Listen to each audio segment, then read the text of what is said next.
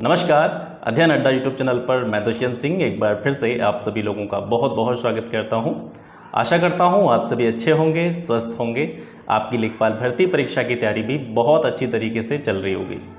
आप सभी जानते हैं आज रविवार है और आज मेरा अवकाश है, तो आज मैंने सोचा क्यों ना आपसे कुछ परीक्षा से जुड़े हुए मुद्दों पर बात की जाए, कुछ ऐसी चीज़ों के बारे में आज डिस्कशन किया जाए। जैसे जैसे परीक्षा की डेट नज़दीक आती है, जैसे जैसे एग्ज़ाम की तिथि पास आती चली जाती है, तो कुछ सामान्य से प्रश्न उन सभी विद्यार्थियों के मन में उठने लग जाते हैं जो किसी न किसी परीक्षा की तैयारी कर रहे होते हैं। हम लोग, जैसा कि आप सभी जानते हैं, लेखपाल भर्ती परीक्षा की तैयारी पिछले कई महीनों से हम लगातार कर रहे हैं और कल एक नोटिफिकेशन आया है, उसका भी जो डेट वेट का इश्यू चल रहा था वो भी अब क्लियर हो गया है। 24 जुलाई को पहले एग्ज़ाम होना था, अब 7 दिन बढ़ गया, तो कोई बहुत ज़्यादा प्रॉब्लम वाली बात नहीं है। आप ये समझ लीजिए कि आपको 7 दिन का रिवीजन के लिए और अतिरिक्त समय मिल गया, तो बहुत ज़्यादा प्रेशर उस चीज़ का लेना नहीं है। जैसे जिस तरीके से आप पढ़ते चले आ रहे थे, जिस तरीके से आप अब तक काम करते चले आ रहे थे, तो ये समझ लीजिए कि जो भी अभी तक आपने पढ़ा है या जो भी कंटेंट आपने तैयार किया है, जो भी नोट्स आपने बनाए हैं, उनको 7 दिन और रिवाइज कर लीजिएगा, कोई बड़ा इश्यू नहीं है। तो मैंने कुछ पॉइंट लिखे हैं जिनके बारे में आज मैं बात करने वाला हूँ। सबसे पहला पॉइंट आज का अपना ये है कि प्रेशर ऑफ एग्ज़ाम। आप में से कई सारे मित्रों ने कमेंट में भी ये लिखा था कि सर एग्ज़ाम से पहले क्या हो रहा है, तनाव हो रहा है दिमाग में, क्या पढ़ें, कैसे पढ़ें, कितना पढ़ें, कैसे काम करें। तो बड़ी कन्फ्यूज़न सी पैदा हो रही है, प्रेशर फील हो रहा है एग्ज़ाम का। तो मेरी बात सुनिए ध्यान से। देखिए, वैसे जनरली मैं इस तरह की वीडियो बनाता नहीं हूँ, आप मेरे चैनल पर जाके भी देखें। मेरे पुराने जो व्यूअर हैं, जो लगातार मुझसे जुड़े हुए हैं, उनको पता है कि इस तरह की वीडियोस मैं कभी कभार बना देता हूँ और जनरली तब बनाता हूँ जब मुझे ये फील होता है कि आप स्टूडेंट्स को या जो भी तैयारी कर रहे हैं बच्चे, उनको इस चीज़ की आवश्यकता है। ठीक है, आप चैनल पर, जैसे ये चीज़ मैं बोल रहा हूँ उन लोगों के लिए जो कि नए आए हैं चैनल पर। ठीक है, जो भी इस वीडियो के थ्रू नए चैनल पर आए हैं वो देख सकते हैं, मैं इस तरह की जो है वीडियो बहुत कम डालता हूँ। तो आज मुझे फील हुआ कि एग्ज़ाम डेट जो है नज़दीक है, ज़्यादा समय है नहीं, तो इस पर मुझे बात करनी चाहिए। तो सबसे पहले हम बात करते हैं एग्ज़ाम के प्रेशर पर। तो एक चीज़ समझिए ध्यान से, जिस तरीके से नींद आना एक स्वाभाविक क्रिया होती है, ऐसा कोई व्यक्ति नहीं होगा जिसको नींद नहीं आती हो, ऐसा कोई व्यक्ति नहीं होगा जिसको भूख नहीं लगती हो। ठीक है, ये सभी क्या हैं, हमारे बॉडी की सामान्य क्रियाएँ हैं। तो ऐसे ही जो प्रेशर होता है, तनाव जो होता है, ये भी एक सामान्य क्रिया मेरे हिसाब से, मैं इसको मान करके चलता हूँ, बहुत ही सामान्य सी प्रक्रिया है। और एक बहुत बड़ी बात आप यहाँ से ये समझिए कि तनाव किसको होता है। सोचिए, एक प्रश्न मैं आपसे पूछ रहा हूँ कि तनाव होता किसको है। आप में से बहुत सारे बच्चे होंगे जो लगातार तैयारी कर रहे हैं, काफ़ी सारे महीनों से इस एग्ज़ाम के पीछे पड़े हुए हैं। आप में से ऐसे भी होंगे जो कुछ आलसी प्रवृत्ति के लोग होंगे। ठीक है, एक दिन पढ़ते होंगे, 10 दिन नहीं पढ़ते होंगे। ठीक है, तो तनाव जनरली दोनों कैटेगरी के बच्चों में से किसको होगा? जिसने ज़्यादा पढ़ाई की होगी या जिसने लगातार पढ़ाई की होगी, जो कंटिन्यू अपने काम को 4-5 महीने से करता चला रहा होगा, उसको तनाव होना स्वाभाविक है। ठीक है, अब आपने कभी ऐसे व्यक्ति को तनाव होते हुए देखा है जिसने पढ़ाई ही नहीं की हो? मतलब 5 महीने से एग्ज़ाम की तैयारी लोग कर रहे हैं और कोई ऐसा स्टूडेंट हो या कोई ऐसा व्यक्ति हो जिसने 5 महीने में किताब के दर्शन नहीं किए हों, किताब को हाथ नहीं लगाया हो, किताब को खोल करके नहीं देखा हो, और वो एग्ज़ाम टाइम पर आपके ये कहे कि सब मुझे परीक्षा को लेकर के, एग्ज़ाम को लेकर के प्रेशर हो रहा है, तनाव हो रहा है। तो ऐसा तो हो नहीं सकता। जनरली तनाव या प्रेशर किसको होता है? जिसने बहुत अच्छे से पढ़ा होता है। उसको डर होता है कि मैंने इतने टाइम से पढ़ाई की है, मैं 4-5 महीनों से लगातार मेहनत कर रहा हूं, कहीं ऐसा ना हो कि मेरी ये मेहनत कैसी चली जाए, बेकार न चली जाए। तो अगर आपको तनाव हो रहा है तो सबसे पहले तो आपको बधाई हो, क्योंकि आपने पढ़ाई की है।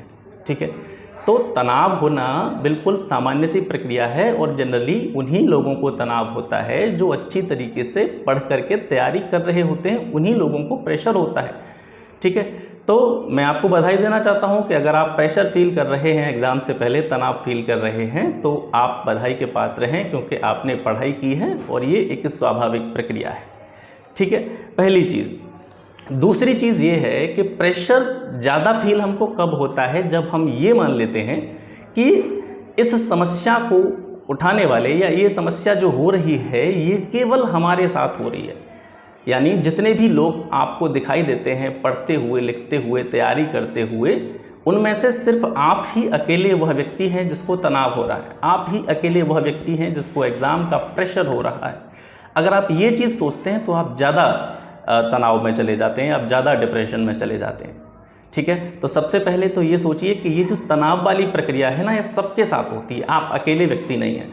कोई भी समस्या हमको ज़्यादा परेशान तब करती है जब हम उसके बारे में ये सोचते हैं कि हम अकेले व्यक्ति हैं जो इस समस्या से जूझ रहे हैं। ठीक है, तो पहले अपनी जो मानसिकता है, मेंटालिटी है, उसको चेंज कीजिए। तनाव होना परीक्षा के समय एक सामान्य प्रक्रिया और सबके साथ होता है।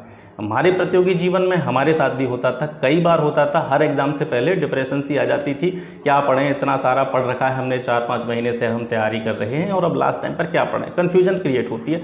तो एक बहुत ही सामान्य सी प्रक्रिया है, इसको ज़्यादा माइंडली बिल्कुल ना लें। ठीक है, अब एक और प्रश्न था आपका कि सर जो रिवीजन में, यानी रिवीजन में हमको प्रॉब्लम हो रही है। रिवीजन में प्रॉब्लम आपको बिल्कुल नहीं होनी चाहिए। रिवीजन में प्रॉब्लम आपको तभी होगी जब आप नए मटेरियल की तरफ भागेंगे इस टाइम पे। ठीक है, क्योंकि परीक्षा का टाइम नज़दीक है और इस समय पर अगर आप नई नई चीज़ों की तरफ भाग रहे हैं, नई बुक्स की तरफ भाग रहे हैं, नए सोर्सेज की तरफ भाग रहे हैं, नए यूट्यूब चैनल्स की तरफ भाग रहे हैं, नए नए स्टडी मटेरियल की तरफ भाग रहे हैं, तो आपको रिवीजन में दिक्कत हो सकती है। देखिए, जनरली आपने 4-5 महीने से जो भी पढ़ाई की है, जो भी आपने नोट्स बनाए हैं, जो भी आपने तैयारी की है, ये टाइम जो परीक्षा का नज़दीक टाइम है या निकटतम समय है, इसमें आपको क्या करना चाहिए, जो अब तक आपने पढ़ा है, कैसा भी पढ़ा हो आपने, ठीक है, आपने कहीं से भी तैयारी की हो, कोई भी स्टडी मटेरियल आपने फॉलो किया हो, लेकिन पिछले 4-5 महीने से अगर आपने वो पढ़ा है, तो मेरे पॉइंट ऑफ व्यू से, मेरे हिसाब से आपको क्या करना चाहिए, सिर्फ उसी मटेरियल का रिवीजन करना चाहिए।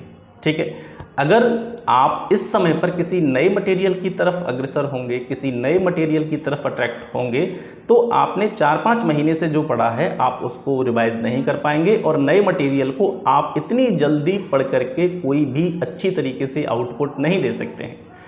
तो रिवीजन में प्रॉब्लम का कोई भी इशू नहीं होना चाहिए। जो अब तक आपने पढ़ा है, जितना भी अब तक आपने पढ़ा है, सिर्फ आप उसी का रिवीजन करें, सोशल मीडिया से कट आउट रहें।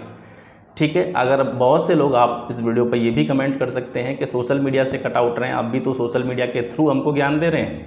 लेकिन इसके बारे में मैं आपको पहले ही बता चुका हूँ कि मेरे इस चैनल के माध्यम से, मेरा छोटा सा चैनल है और इस चैनल के माध्यम से मैं कभी भी, जैसे अभी जो एग्ज़ाम डेट का इश्यू चल रहा था, उस इश्यू पर एक चैनल ने दिन में 10-10 वीडियो अपलोड करी कि आ गया नोटिस, बदल गई डेट ये, लेकिन आपने देखा होगा मेरे द्वारा एक भी वीडियो इस पर नहीं बनाया होगा।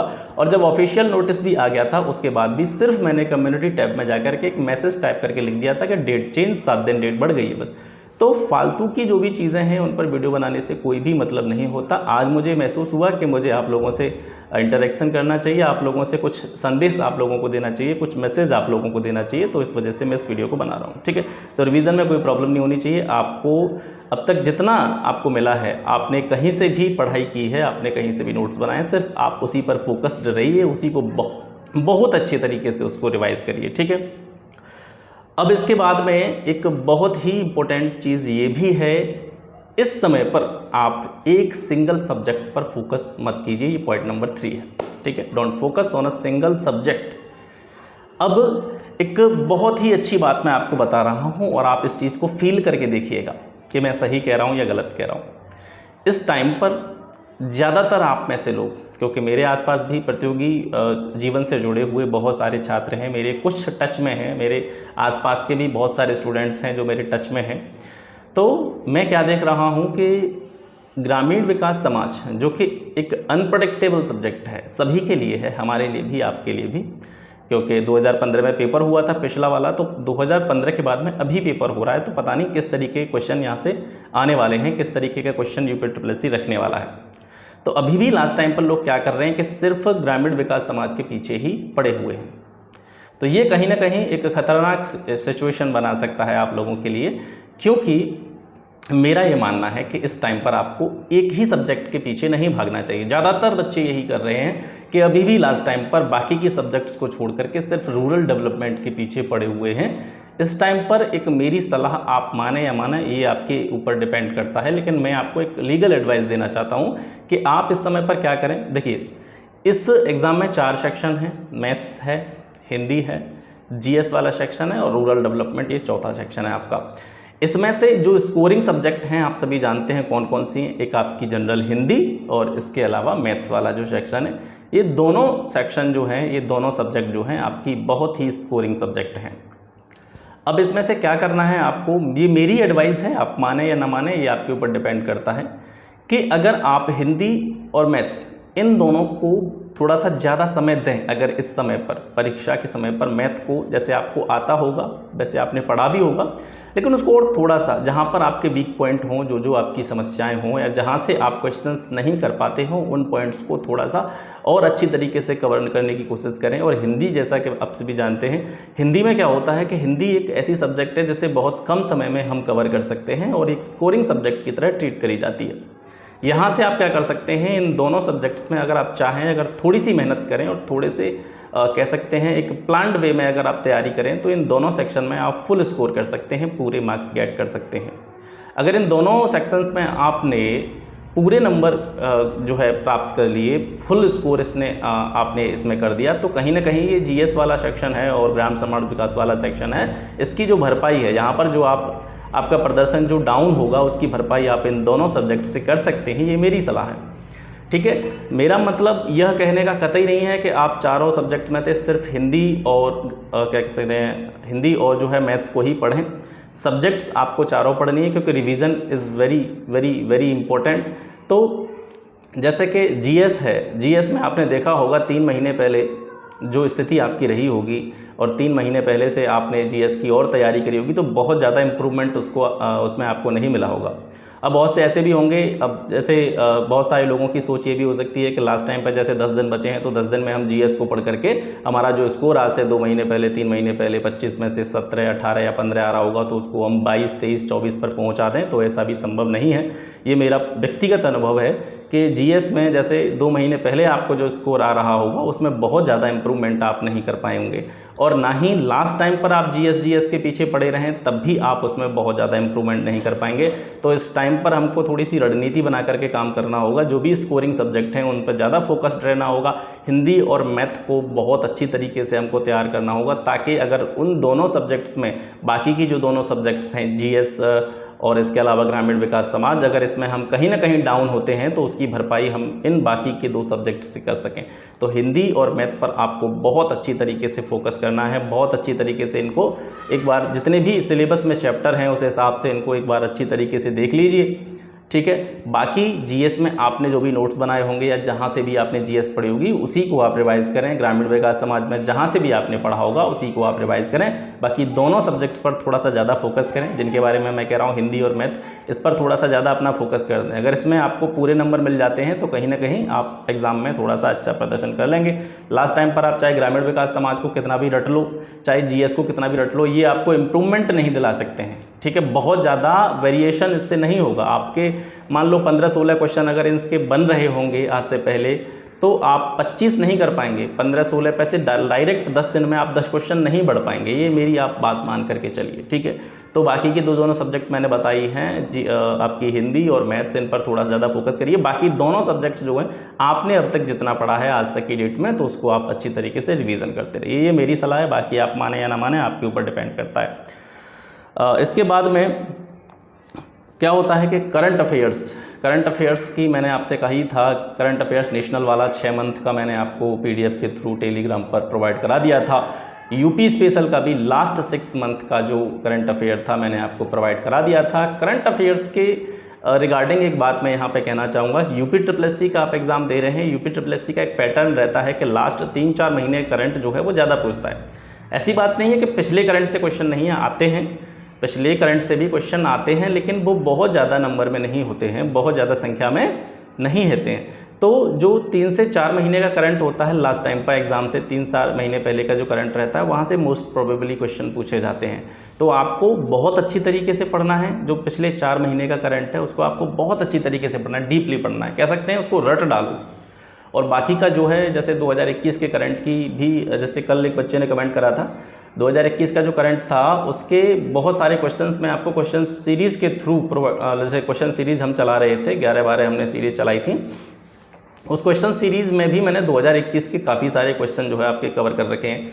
तो 2021 में आपको बहुत ज़्यादा गहराई में जाने की ज़रूरत नहीं है। जो दोनों पीडीएफ मैंने आपको दी हैं उनको आपको 2-3 बार रिवाइज़ कर देना है। इसके अलावा जो 4 महीने का करंट है, जैसे आप मान सकते हैं मार्च, अप्रैल, मई, जून, ठीक है, मार्च, अप्रैल, मई, जून 2022 के जो 4 मंथ हैं, मार्च, अप्रैल, मई, जून, इनको आपको बहुत अच्छी तरीके से पढ़ना है। इनकी पीडीएफ में आपको बड़ी छोटी छोटी पीडीएफ हैं, जैसे मान लीजिए कि 15-20 पेज की एक पीडीएफ रहेगी 1 महीने की, ठीक है, 1 महीने की 15-20 पेज लगभग उसमें होंगे। उसको बहुत अच्छी तरीके से आपको देख लेना है। आज ही मैं 2 महीने की, जैसे आज शाम तक मैं आपको मार्च और अप्रैल का पीडीएफ जो है लास्ट टाइम का मैं आपको प्रोवाइड करा दूंगा, तो उनको अच्छी तरीके से आप देख लीजिएगा, ठीक है। इसके बाद में एक और सलाह आपके लिए कि इस समय पर आप नए मटेरियल की तरफ आकर्षित बिल्कुल ना हों। जैसा कि मैं आपको पहले ही बता चुका हूँ, don't attract towards a new material.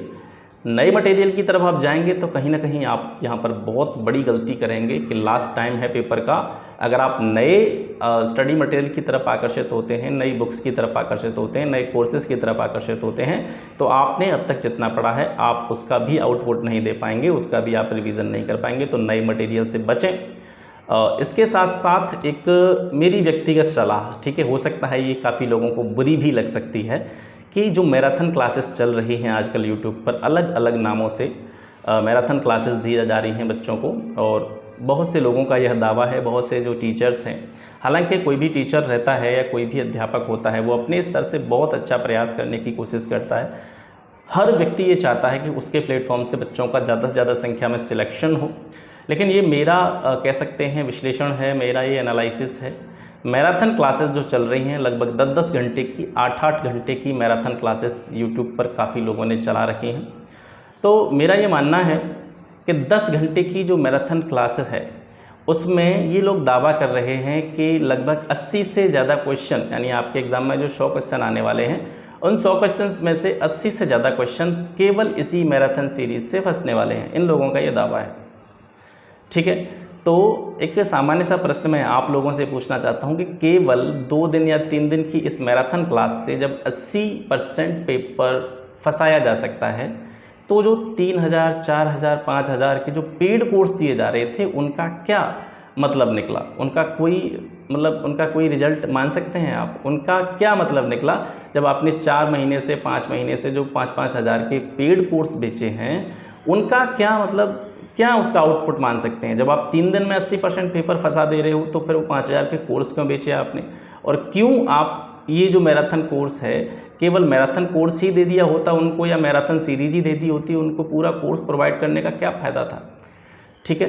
तो 10 घंटे का जो आउटपुट है, जो आप YouTube पर 10 घंटे बिता करके, यानी 10 घंटे आप किसी वीडियो को लगातार देख रहे हैं, उससे ज़्यादा आउटपुट आप अपने पिछले मटेरियल को, जो भी आपने तैयार किया है, जो भी आपने पढ़ा है अब तक, जो भी आपने रेडी करा है, उसको अगर आप 10 घंटे देते हैं, 8 घंटे देते हैं लगातार, तो मैं ये मानता हूँ कि 2 बार कम से कम आप उसको रिवाइज़ कर डालेंगे 10 घंटे में। 10 घंटे बहुत होते हैं, ठीक है। और ऐसा मटेरियल जो हमने खुद अपने हाथ से लिखा है, ऐसा मटेरियल जो हमने पढ़ा है, हमने खुद अपने हाथ से लिख करके हैंड रिटन नोट्स बनाए हैं, अगर उसको हम 10 घंटे देते हैं तो मैं यकीन मानता हूँ जिस मटेरियल को हम खुद लिखते हैं उसको 8 घंटे दे दिए जाए तो कम से कम 2 बार आप उसको रिवाइज़ कर पाएंगे। मैराथन क्लासेस आपको लेना है, लीजिए, ये मेरी सलाह थी। बाकी आप अपने विवेक से ये सारे डिसीजंस ले सकते हैं, कोई दिक्कत वाली बात नहीं है। एग्ज़ाम का प्रेशर नहीं लेना है। इस तरह की एक वीडियो और आएगी आपको जिस दिन आपका एग्ज़ाम होगा, उससे एक दिन पहले मैं आपको कुछ लास्ट टाइम टिप्स दूंगा कि एग्ज़ाम में जितना पढ़ा है उतना तो आप करेंगे ही करेंगे, लेकिन कभी कभी ऐसा होता है कि आपने पढ़ा होता है लेकिन कुछ क्वेश्चंस ऐसे आ जाते हैं, जैसे इसको आप बोल सकते हैं तुक्का मार प्रवृत्ति। हालांकि एग्ज़ाम में तुक्का मार प्रवृत्ति पर ज़्यादा डिपेंड नहीं रहना चाहिए, लेकिन लास्ट टाइम पर पहले आप एक स्कोर लेकर के जाते हो। जैसे हम एग्ज़ाम में कहीं पर भी जाएंगे तो अपना एक क्राइटेरिया रहता है कि हमको लगभग इतने से ऊपर जा कर के हमको क्रॉस करना है। यानी आप में से हर बच्चा जब एग्ज़ाम देने जाएगा तो उसका एक अपना टारगेट होगा, वो अपने एक टारगेट सेट करके ले जाता है कि मुझे मान लो कि 80+ क्वेश्चन करके आने हैं, और उसी तरीके से वो पढ़ाई करता है। तो किसी कारणवश जैसे मान लो आपका टारगेट था मुझे 80+ करके आना है और 80+ पर आप नहीं पहुंच पाए का मतलब ये है कि आप उसके आसपास हैं, तो फिर आप बिल्कुल रिस्क नहीं लेना है आपको। जैसे आप 80 का टारगेट लेके गए थे, 75 तक 76 तक आपने क्वेश्चन कर दिए, ठीक है, 75-76 तक आप पहुँच गए, तो फिर आपको रिस्क लेने की ज़रूरत नहीं है, आप सेफ़ हैं। और अगर इसके थोड़ा सा उलट होता है, आप 80 का टारगेट लेके गए एग्ज़ाम में, आप 55-60 पर ही पहुंच पाएँ तो आपका सिलेक्शन तो वैसे भी नहीं होना है। तो इस टाइम पर आपको क्या करना चाहिए और किस तरीके से आगे के एग्ज़ाम को करना चाहिए और उस टाइम पर हमें किस तरह का दिमाग लगाना चाहिए, इसके बारे में हम, जैसे कि एग्ज़ाम है तो एग्ज़ाम से एक दिन पहले, जब भी 31 जुलाई को एग्ज़ाम होगा तो 31 जुलाई से पहले 30 जुलाई को मैं इस तरह का आपको वीडियो दूंगा और जिसमें हम बात करेंगे किस तरीके से एग्ज़ाम में अच्छा हम परफॉर्म कर सकें, अच्छा हम प्रदर्शन कर सकें। ठीक है, बाकी आपकी जो भी कोई क्वेरी हो, जब भी आपका कोई प्रश्न हो, आप कमेंट सेक्शन में जाके कमेंट कर सकते हैं। मैं आपके हर कमेंट का जवाब, जैसा कि आप सभी को पता है, मैं देता हूँ और आगे भी जो भी आपकी क्वेरी रहेंगी, जो भी आपके प्रश्न रहेंगे, उन सभी का मैं आंसर देने का प्रयास करूंगा। ठीक है, तो जो चीज़ें मैंने आपको 3-4 पॉइंट बताए हैं, इन पर विशेष रूप से आपको ध्यान रखना है। नए मटेरियल की तरफ जाना नहीं है, एग्ज़ाम का प्रेशर लेना नहीं है। एग्ज़ाम का प्रेशर सबको होता है, ठीक है। आपको कुछ अच्छी चीज़ों के बारे में सोचना है, आपको ये सोचना है, पॉजिटिवली फील करना है हर चीज़ के बारे में। और जाते जाते इस वीडियो को समाप्त करते करते एक संदेश और आपके लिए देता हूँ कि किसी भी परीक्षा की आप तैयारी करें। देखिए, ये हाई स्कूल इंटर के एग्ज़ाम नहीं है, एकेडमिक एग्ज़ाम हम नहीं दे रहे हैं। एकेडमिक एग्ज़ाम्स की जो नेचर होता है वो अलग तरीके का होता है, वहाँ पर परिस्थितियाँ कुछ अलग तरह की होती हैं। जब हम कॉम्पिटिटिव फील्ड में कदम रखते हैं तो जहाँ पर जो है उतार चढ़ाव देखने को मिलते रहते हैं, हमको अप एंड डाउन्स देखने को मिलते रहते हैं। तो इस समय पर जब भी हम किसी भी एग्ज़ाम की तैयारी करते हैं या आप किसी भी परीक्षा की तैयारी कर रहे हैं तो उसको ये मान कर के मत तैयारी कीजिए कि यही जीवन है। जैसे कि बहुत सारे लोग इतने ज़्यादा अंडर प्रेशर चले जाते हैं कि अगर लेखपाल परीक्षा में हमारा सिलेक्शन नहीं हुआ तो हमारा जीवन ही समाप्त हो जाएगा, हमारे जीवन का आधार ही समाप्त हो जाएगा। तो इस तरह की सोच अपने दिमाग में न लाएं, ठीक है। लेखपाल एग्ज़ाम कोई बहुत बड़ा एग्ज़ाम नहीं है, इससे भी बड़े बड़े एग्ज़ाम हैं, इससे भी अच्छी अच्छी जॉब्स हैं, इससे भी अच्छी अच्छी नौकरी हैं, ठीक है। तो आपकी सोच बड़ी होनी चाहिए, आपका जो मोटिव है वो बड़ा होना चाहिए। आपकी इतनी ज़्यादा छोटी सोच नहीं होनी चाहिए कि अगर एक एग्ज़ाम आप किसी भी कारणवश अगर क्रैक नहीं कर पाए, एक एग्ज़ाम आप नहीं निकाल पाए तो आपका लाइफ जो है वो स्पॉइल हो गया, आपका जीवन बर्बाद हो गया, आपका जीवन खत्म हो गया। इस तरह की सोच अगर आप रखते हैं या बहुत ज़्यादा उम्मीदें एक ही चीज़ से अगर आप पाल लेते हैं तो वास्तविकता में जब वो चीज़ें नहीं होती हैं तो उससे ज़्यादा हमको बहुत ज़्यादा परेशानियों का सामना करना पड़ता है, बहुत सारी हमको समस्याएं उठानी पड़ सकती हैं, ठीक है। तो इससे भी और बढ़िया चीज़ें हैं, इससे भी और अच्छी अच्छी चीज़ें हैं, उनकी तरफ भी आपको ध्यान देना है। एक ही एग्ज़ाम को अपना लाइफ का मतलब लाइफ के पूरे साइकिल को एक ही एग्ज़ाम से डिसाइड मत कीजिए। ये अगर आप करेंगे तो जनरली आपको प्रेशर नहीं होगा, लेकिन जब एक ही चीज़ से आप बहुत सारी उम्मीदें पाल लेंगे तो आपको बहुत ज़्यादा तनाव हो सकता है इस चीज़ से। मैंने भी अपने प्रतियोगी जीवन में बहुत सारे एग्ज़ाम दिए हैं, बहुत सारे मैंने एग्ज़ाम निकाले भी हैं। कभी मैंने अपने बारे में खुल कर के बात नहीं की, लेकिन एक सही समय आएगा तब आपसे बात होगी, कभी लाइव में आपसे बात करेंगे, तब जाके के अपने बारे में मैं थोड़ा आपको परिचय दूंगा। लेकिन अभी मुझे भी नहीं लगता कि अभी सही समय है अपने बारे में बताने के लिए। तो मैंने भी काफ़ी अप्स डाउन्स देखे हैं अपने पूरे प्रतियोगी जीवन में और अभी भी मैं लगातार आप लोगों के साथ पढ़ रहा हूं और आगे भी मेरा कोई टारगेट है, उस टारगेट के प्रति मैं लगातार अपना काम कर रहा हूं।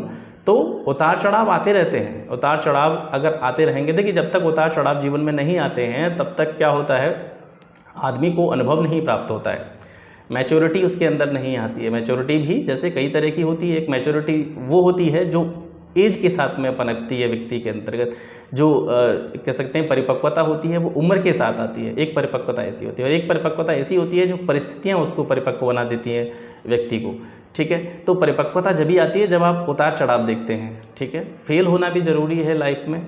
अब ये नहीं कि आप जानबूझ के चलो ठीक है अब फेल ही हो जाते हैं, साहब भाई साहब ने कहा है कि चलो फेल होना ज़रूरी है तो फेल हो लेते हैं एक आध बार, ऐसा नहीं है।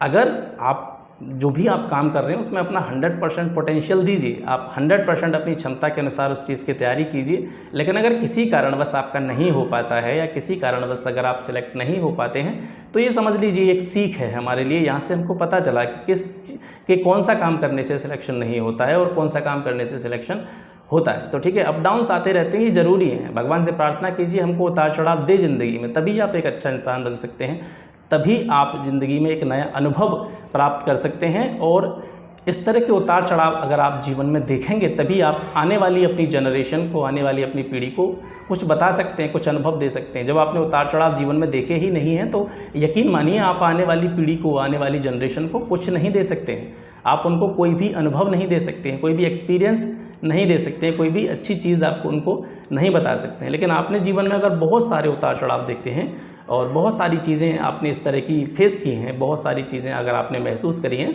तो आप आने वाली जनरेशन को, अगर आपने आने वाले जो भी हमारी जो पीढ़ी है उसको आप बहुत अच्छी तरीके से ट्रेन कर सकते हैं, उसको बहुत अच्छी तरीके से आप एजुकेशन दे सकते हैं, आप उसको बहुत अच्छी तरीके से आने वाले जीवन को कैसे फेस किया जाए उसके बारे में बता सकते हैं। ठीक है, तो अप डाउन से डरने की ज़रूरत नहीं है, उतार चढ़ाव आते रहते हैं, तैयारी करते रहिए। अपना हाथ में केवल ये है कि हमको केवल काम करना है। ठीक है, हमको केवल काम करते रहना है, अपने हाथ में ये है। परिणाम जो है वो बाद में देखा जाएगा, कैसा होगा कैसा नहीं होगा। ठीक है, गीता में भी भगवान श्री कृष्ण ने कहा है कर्मण्येवाधिकारस्ते मां फलेषु कदाचन। ठीक है, आपका अधिकार सिर्फ कर्म पर है, कर्मण्येवाधिकारस्ते, कर्म पर ही आपका अधिकार है। मां फलेषु कदाचन, फल पर कभी भी आपका अधिकार नहीं है, फल देने वाला तो वो है। मैं थोड़ा सा आस्तिक प्रवृत्ति का व्यक्ति हूँ, भगवान पर ज़्यादा विश्वास करता हूँ, लेकिन उसके साथ साथ अपनी मेहनत पर भी विश्वास करता हूँ, और आपको भी ये करना चाहिए। कर्म पर आपको ध्यान देना चाहिए, आपका जो कर्म है करने का उस पर ध्यान दीजिए, फल आपको निश्चित रूप से मिलेगा। और हो सकता है आज नहीं मिले, कल नहीं मिले, लेकिन एक दिन ऐसा ज़रूर आएगा। अगर आप लगातार काम करने वाले व्यक्ति हैं, लगातार अगर आप मेहनत करने वाले व्यक्ति हैं, तो यकीन मानिए निश्चित रूप से आपको एक दिन अपने जीवन में सफलता अवश्य मिलेगी। इन्हीं चीज़ों के साथ में आज की इस वीडियो को विराम देते हैं। मिलते हैं आपसे फिर एक नेक्स्ट वीडियो में नए टॉपिक के साथ में। तब तक के लिए नमस्कार, जय हिंद।